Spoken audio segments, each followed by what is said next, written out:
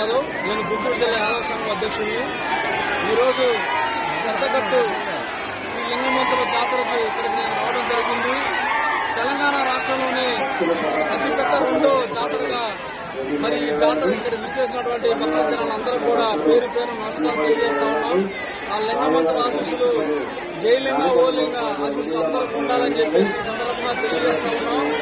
మరి యాదవ్ల వెలవేల్పు, యాదవ్ల ఆరాధ్య దైవం శ్రీ లింగమంతుల స్వామి ఆ పూర్వీకుల నుంచి వస్తున్నటువంటి ఆచారం అందరూ కూడా ప్రతి ఒక్కరికి సుఖ సంతోషాలతో ఉండాలని ఆ భగవంతుడు ఆ లింగస్వామిని సమర్పించుకుంటూ మరి ఈ పండుగని రాష్ట్ర పండుగ గుర్తించాలి.